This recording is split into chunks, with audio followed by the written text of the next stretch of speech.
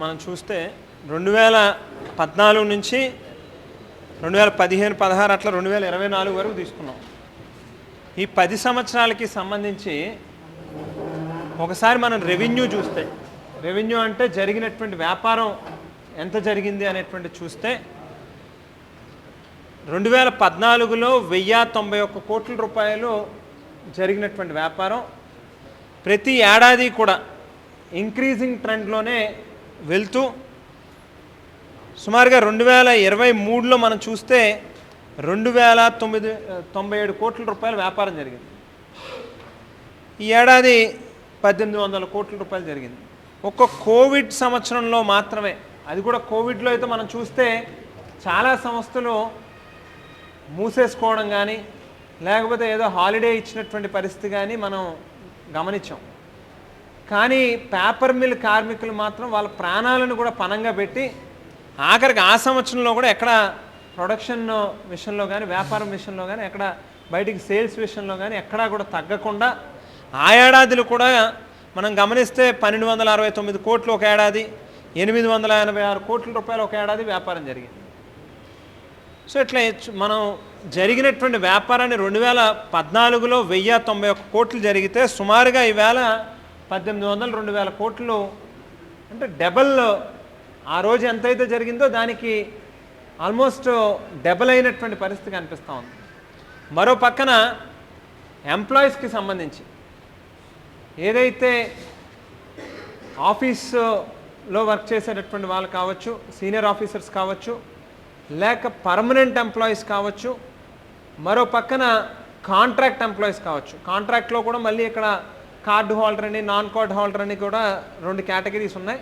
వీళ్ళందరితో కలిపి చూస్తే 2014లో 108 కోట్ల రూపాయలు వాళ్ళ జీతాలు ఉంటే అక్కడి నుంచి పెరుగుతూ అగ్రిమెంట్కి పెరుగుతూ వచ్చినటువంటిది ఈవేళకి 169 కోట్ల రూపాయలు. మళ్ళీ ఈ 169 కోట్ల రూపాయల్లోని కూడా ఇంకోటి ఉందా, ఇంకో ఫ్లెక్స్ పెట్టించారు. 169 కోట్లలో కూడా దాదాపుగా 80 కోట్ల రూపాయలు ఓన్లీ ఆఫీసర్స్కి సంబంధించినటువంటి జీతాలు. అంటే 80 కోట్ల రూపాయలు ఇందులో తీసేస్తే దాదాపుగా 2000 మంది పైబడి దగ్గర 2500 మంది ఉంటారు.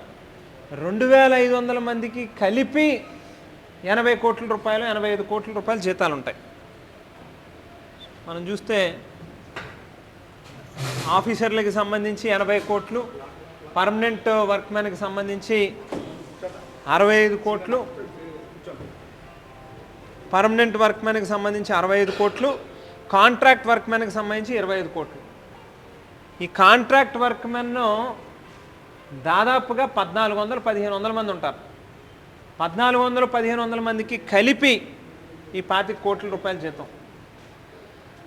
అదే సీనియర్ స్టాఫ్ చూస్తే మనం బహుశా 300-350 మంది ఉంటారేమో సుమారుగా అటు ఇటుగా. వాళ్ళకి 80 కోట్ల రూపాయలు. 300-400 మందికి ఉన్న వాళ్ళకేమో 80 కోట్ల రూపాయల జీతం.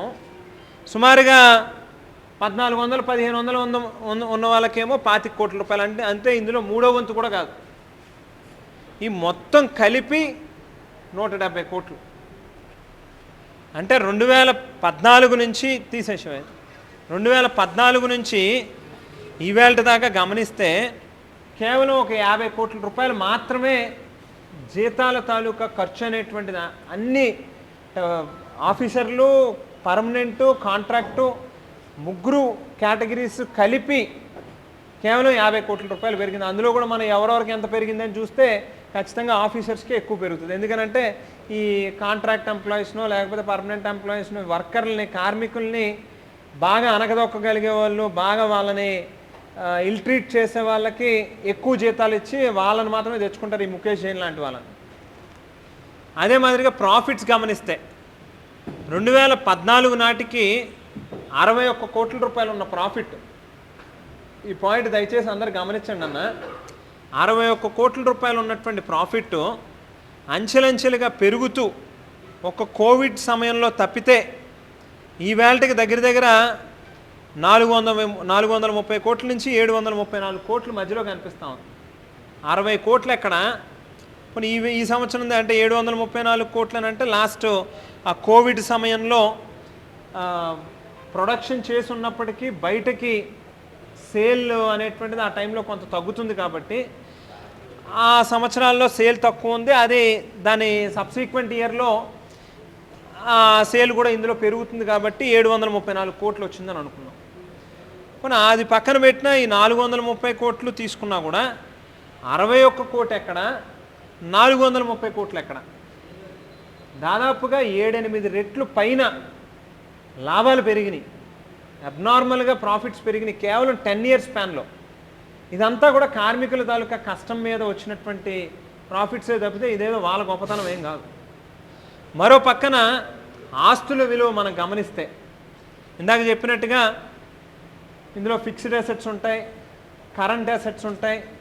ఇవన్నీ కూడా గమనిస్తే 2014 నాటికి 1314 కోట్ల రూపాయలు వాళ్ళ తాలూకా ఆస్తుల విలువ. అది పెరుగుతూ ఈవేళకి 2450 కోట్ల రూపాయలకు పెరిగింది. అంటే దాదాపుగా 1000 కోట్ల రూపాయలు పైబడి ఆస్తుల తాలూకా విలువ పెరిగింది. మరో పక్కన అప్పులు, లాంగ్ టర్మ్ బారోయింగ్స్ 2014 నాటికి 497 కోట్ల రూపాయలు ఉంటే అది కాస్త తగ్గుతూ అంటే తగ్గుతూ ఉంటుంది. మళ్ళీ మధ్యలో ఎప్పుడైనా ఇంకొకసారి మళ్ళీ లోన్ అనేది తీసుకుంటే, అంటే ఉదాహరణకి అక్కడి నుంచి తగ్గుతూ 84 కోట్లు లాస్ట్ ఇయర్ వచ్చింది. బహుశా మళ్ళీ ఈ మధ్యకాలంలో కొత్తగా ఏదైనా లోన్ తీసుకుని ఉండొచ్చు, ఇంకో 40-50 కోట్ల రూపాయలు, మళ్ళీ అది 139 కోట్లకి వెళ్ళింది. అంటే 497 కోట్ల రూపాయలు ఉన్న అప్పు దాదాపుగా 84 కోట్ల రూపాయలకు వచ్చేసింది. అంటే 400 కోట్ల పైన అప్పులు కూడా క్లియర్ అయినాయి. ఒక పక్కన రెవెన్యూ పెరిగింది, 1000 కోట్లు ఉన్న రెవెన్యూ 2000 కోట్లు అయింది. ప్రాఫిట్స్ 60 కోట్లు సంవత్సరానికి ఉండేది కాస్త ఇవాళ 450-500 కోట్ల రూపాయలకి అది పెరిగింది. ఆస్తుల విలువ 1300 కోట్లు ఉండేది 2400 కోట్ల రూపాయలు పెరిగింది. అప్పులు చూస్తే 500 కోట్ల దగ్గర ఉన్నది 100 కోట్ల దగ్గరికి వచ్చేసింది. అంటే 400 కోట్లు అప్పు తీరింది.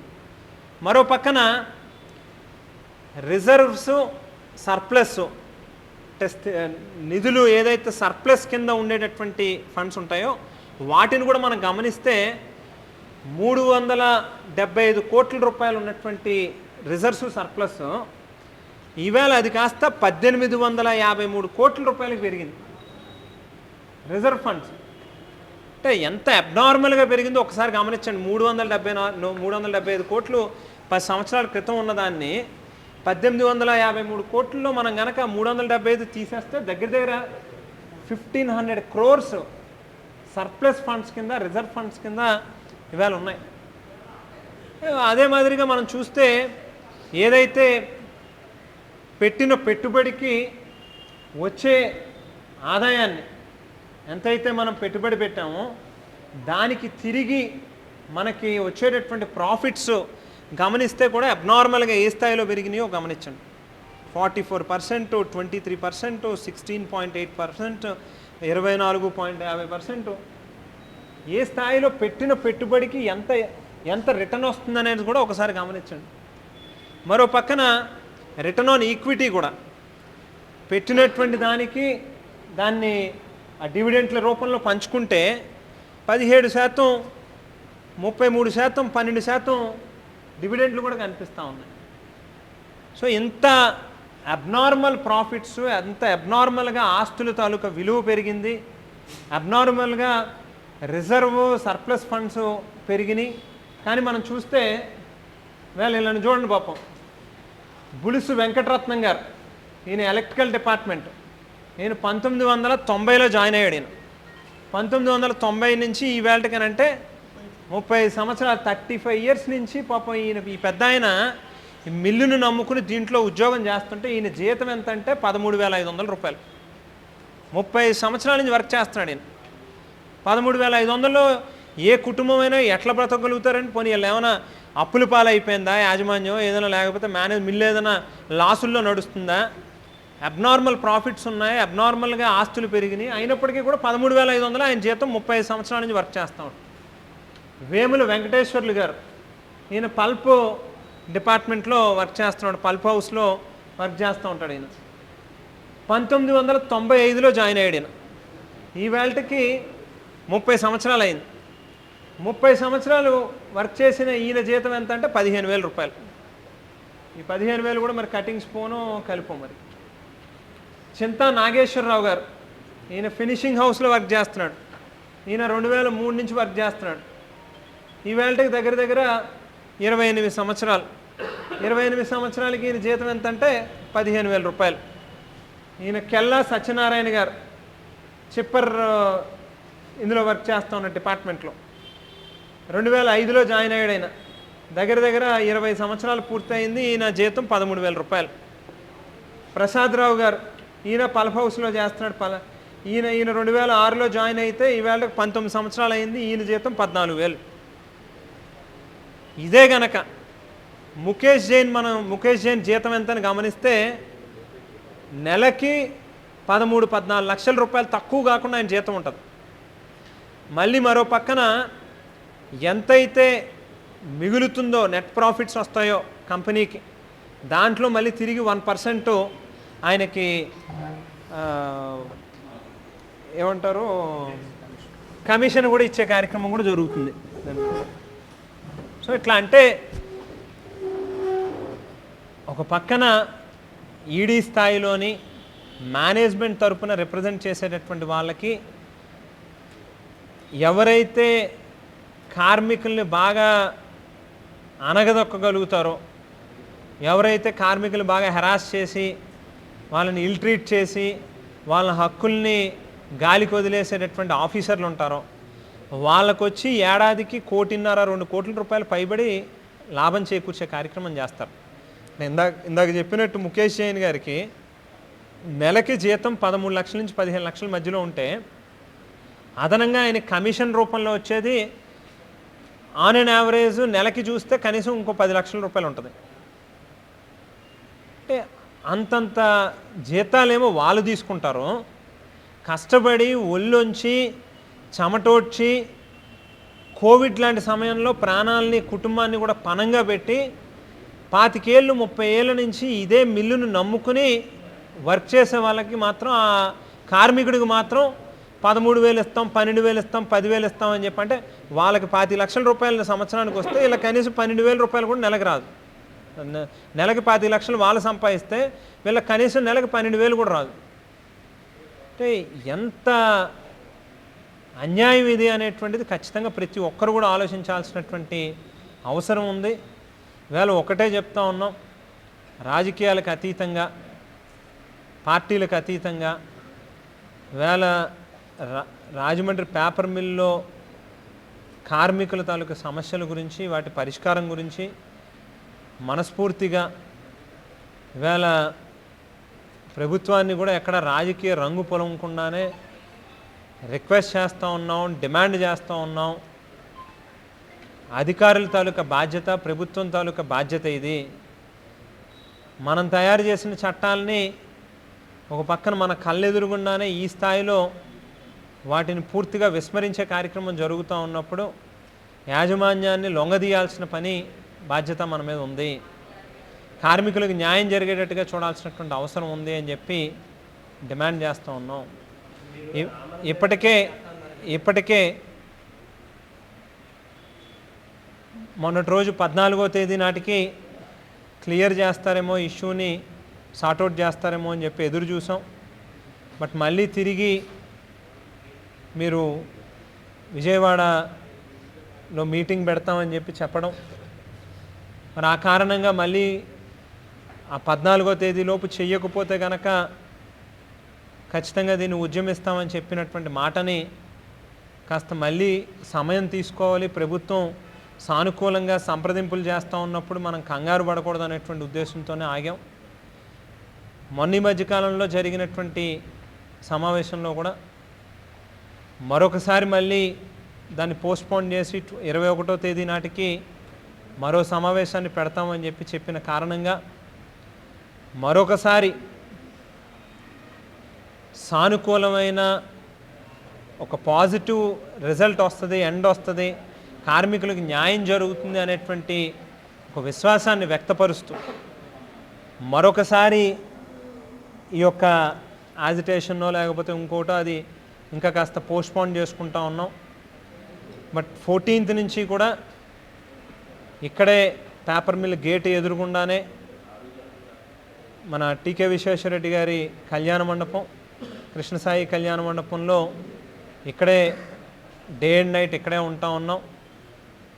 గవర్నమెంటు మేనేజ్మెంటు కలిసి ఓ నిర్ణయానికి వచ్చి కార్మికులకి మంచి చేస్తారు అని చెప్పి ఎదురు చూస్తున్నాం. అది కానటువంటి పక్షంలో ఖచ్చితంగా దీని మీద ఎంతవరకు అయినా కూడా వెళ్తాం. అందులో ఎక్కడా కూడా రాజీ పడేటటువంటి ప్రసక్తే ఉండదు.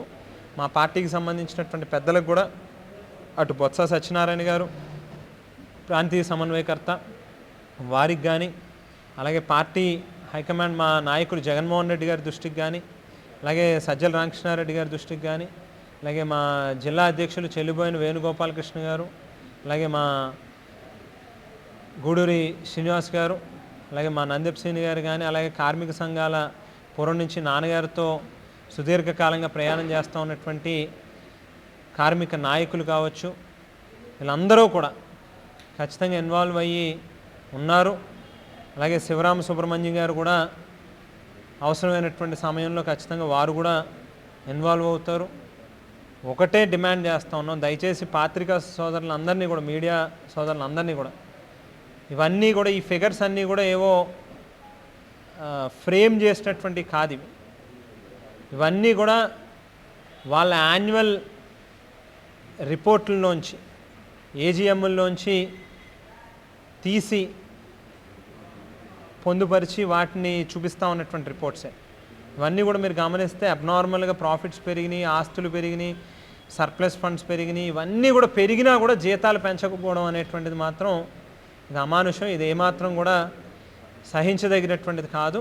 ఇది తక్షణమే దీని మీద మాత్రం వచ్చే 21వ తేదీ లోపు ఏమాత్రం దీని మీద నిర్ణయం తీసుకోకపోయినా 22 నుంచి ఖచ్చితంగా దీన్ని మరింత ఉధృతం చేసేటటువంటి కార్యక్రమం మాత్రం చేస్తామని చెప్పి తెలియజేస్తాం.